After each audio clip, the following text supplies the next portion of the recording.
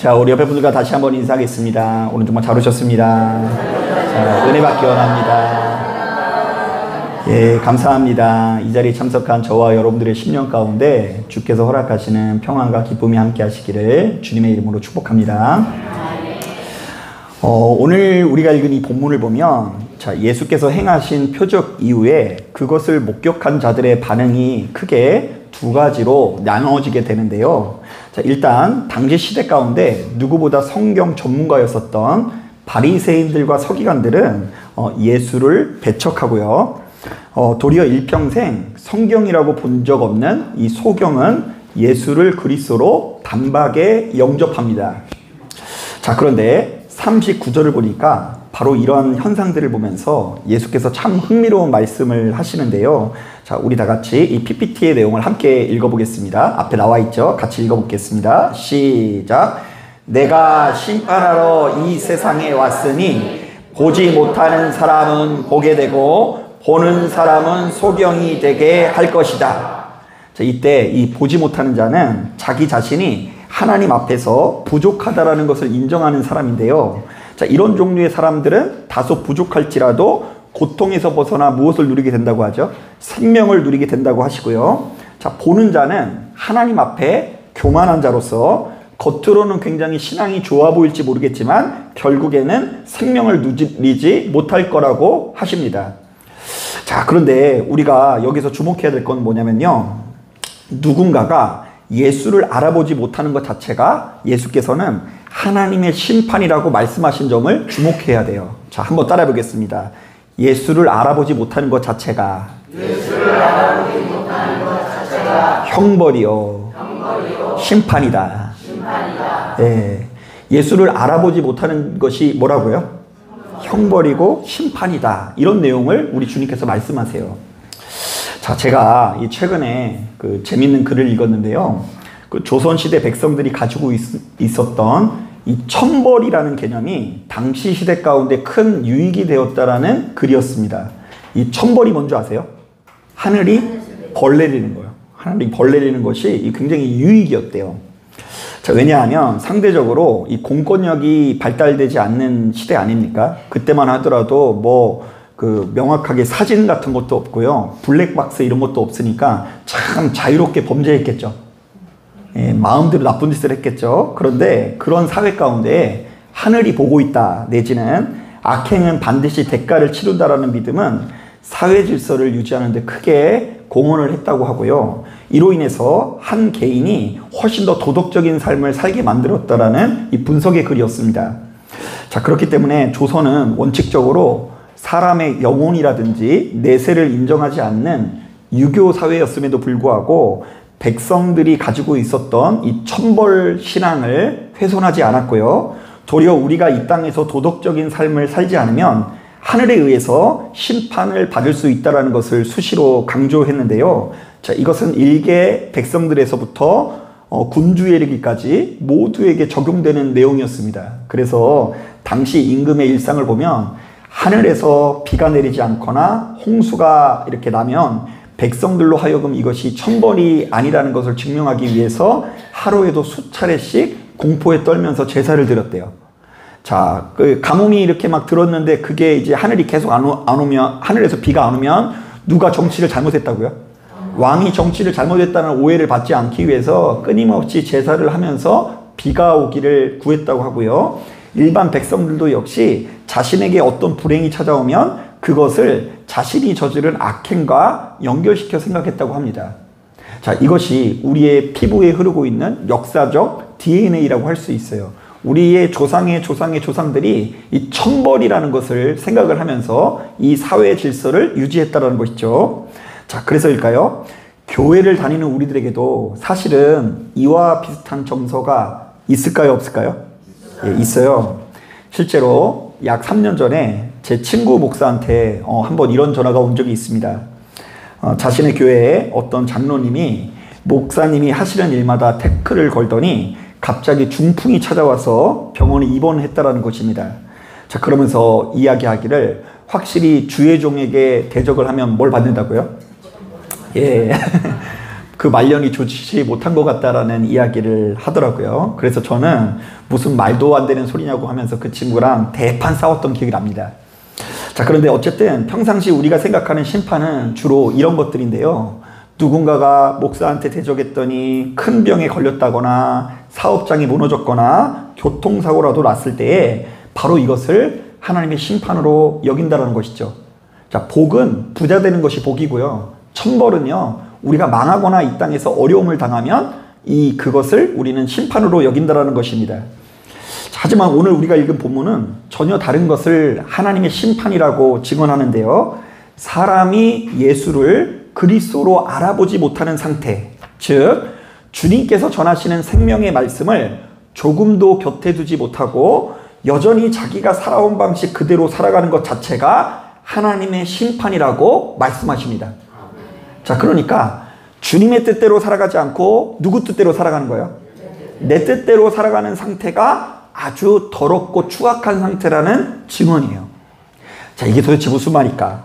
실제로 성경에는 이와 비슷한 언급이 굉장히 많이 있는데요. 우리가 로마서 1장을 보면 우리가 성도님들이 오해하는 말씀들이 있습니다. 자, 어떤 말씀이냐면요, 이런 말씀이에요. 자, 우리 1장 24절 말씀 천천히 한번 읽어볼게요. 시작. 그러므로 하나님께서 그들을 마음의 정욕대로 더러움에 내버려 두사 그들의 몸을 서로 욕되게 하게 하셨으니, 하나님께서 사람을 어떻게 하셨다고 하죠? 내버려 뒀다 라고 되어 있죠. 자, 1장 28절도 한번 읽어볼게요. 시작.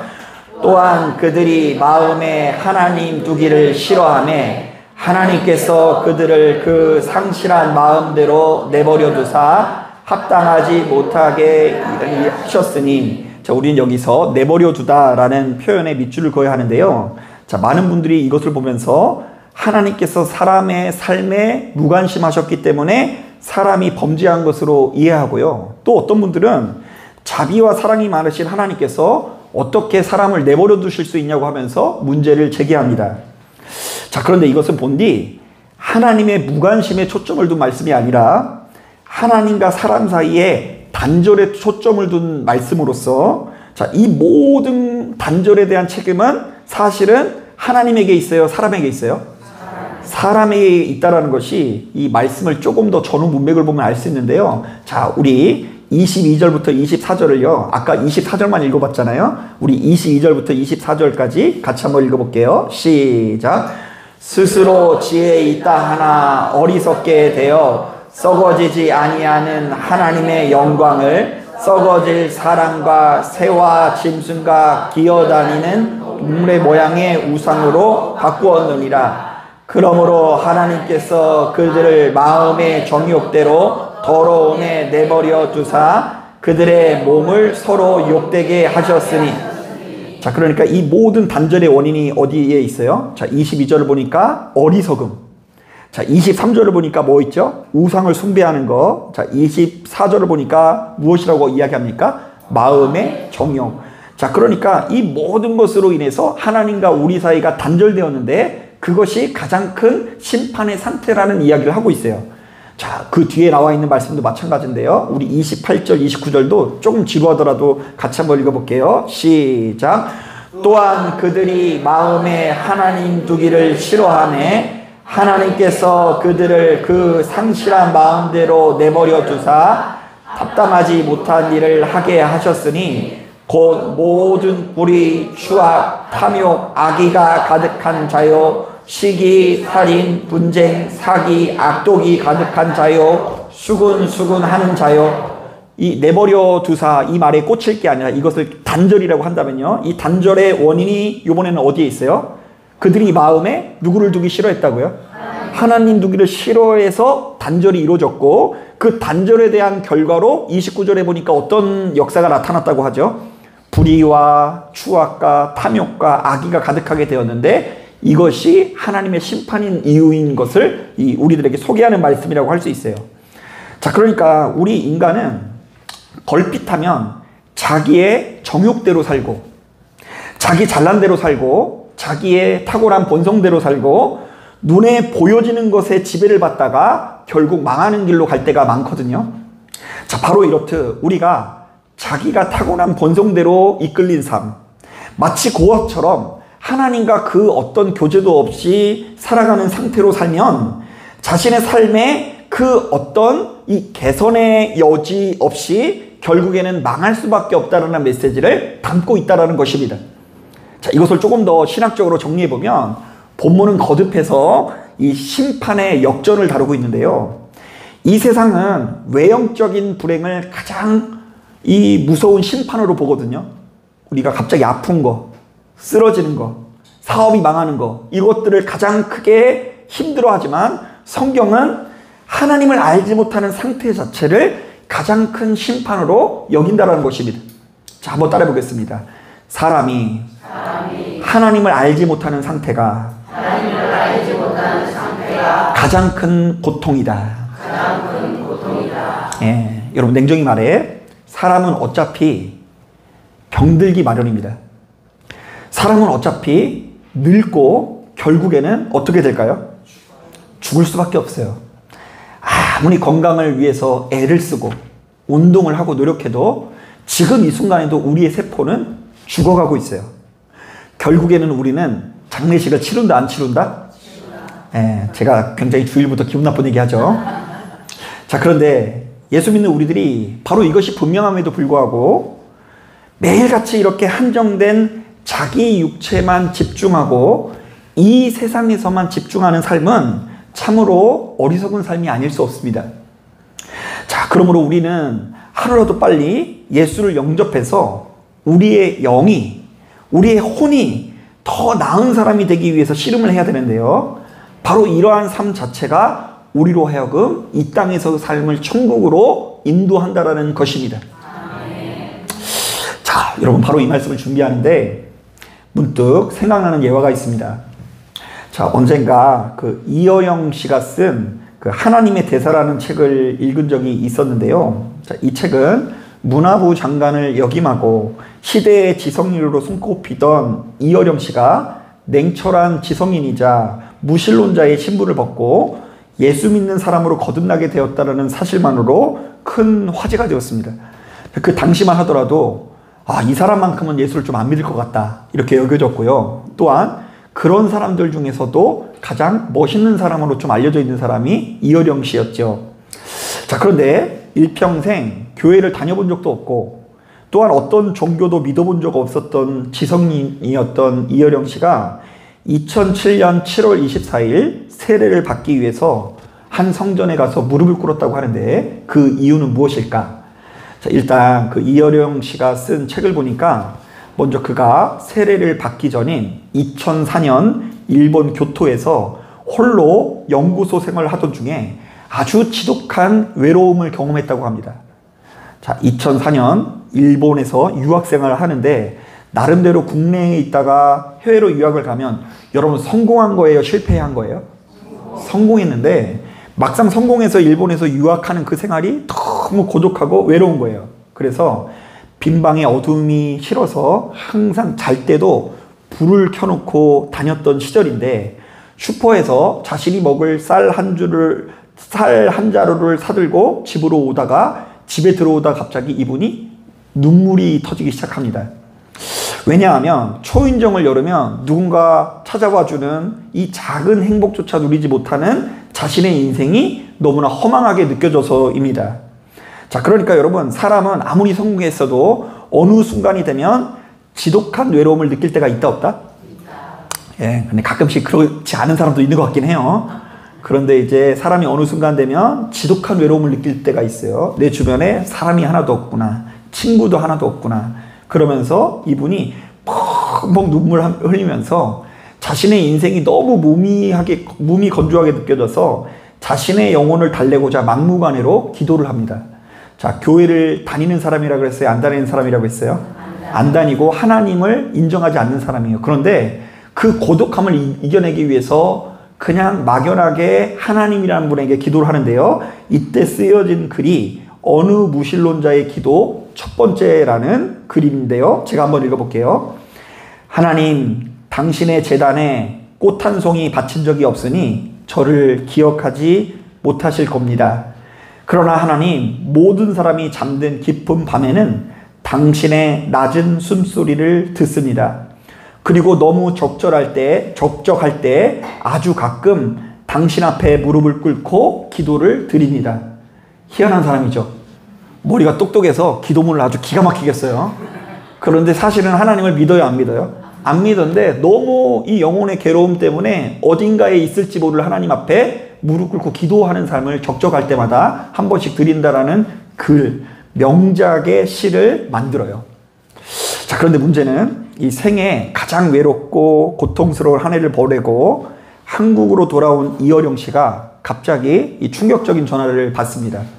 여러분, 이분들의 생각으로는 이제 국내에 이렇게 돌아오게 되면 이제 행복한 일만 있을 것 같거든요. 국내에는 가족도 있고 국내에는 아내도 있고 말이 통하는 상대가 있으니까 행복할 거라고 여겼는데 어떤 전화를 받냐면 갑자기 자신의 딸이 실명을 했다는 소식을 듣게 됩니다.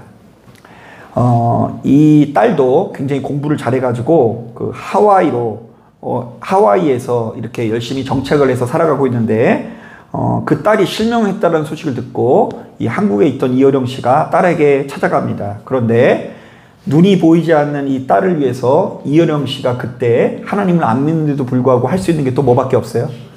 기도밖에 없어서 하나님을 앞에 열심히 기도를 하게 됩니다. 그래서일까요? 아픈 딸아이를 데리고 한국에 있는 병원에 돌아왔는데요. 딸의 망막이 기적적으로 치유되었다는 소식을 듣게 됩니다. 자, 그러나 그것도 잠시 이 딸이 갑자기 암으로 투병을 하다가 아버지보다 먼저 하늘나라에 오르게 됩니다. 원래 인간이 경험할 수 있는 가장 큰 고통 중에 하나가 자신의 자녀가 하늘나라로 먼저 가는 거라고 하더라고요. 그래서 이제 딸을 보냈어요. 그리고 아픈 딸을 먼저 하늘나라로 보내면서 이어령 교수는 뭔가 설명할 수 없는 인생의 자괴감 같은 것을 느끼게 되고요. 이어령 교수는 그때 얻은 깨달음을 이렇게 표현합니다. 한번 들어보세요. 인간의 지성은 동서고금을 막론하고 남녀노소, 지위고하를 막론하고 결국 어느 한 지점에서 한계점을 만날 수밖에 없다. 그리고 결국 그 누구나 모든 부귀영화를 누렸다고 해도 결국은 죽음이라는 종착점에 이른다. 그러기에 그 누구도 인간의 지성을 신뢰하지 않는다. 그리고는 이제는 더 이상 사람의 지성이 아니라 주께서 허락하시는 영성의 삶을 살기로 작정하겠다.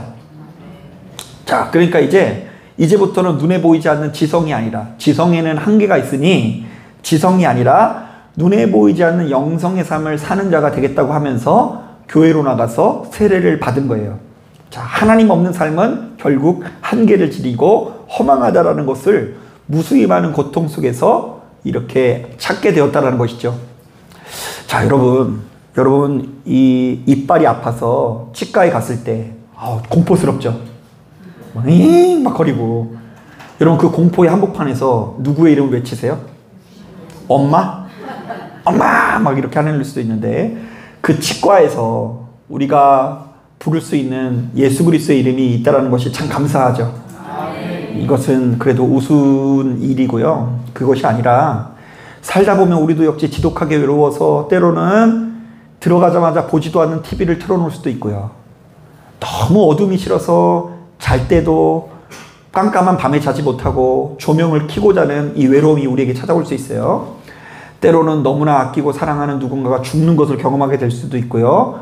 나 혼자 살아가는 것이 너무 힘들게 느껴지는 그 순간이 있는데, 그때마다 우리가 부를 수 있는 이름, 예수 그리스도가 있다는 것이 너무나 행복하다라는 것입니다.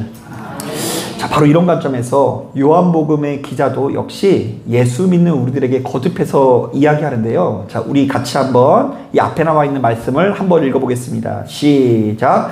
그 정죄는 이것이니 곧 빛이 세상에 왔으나 사람이 자기 행위가 악함으로 빛보다 어둠을 더 사랑한 것이라.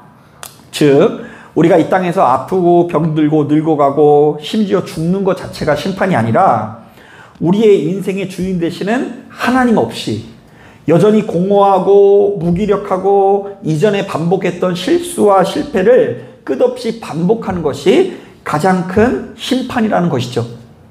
그러니까 매일같이 약해져가고 죽어져가는 우리들에게 오로지 누구만 우리의 구원자시라고요?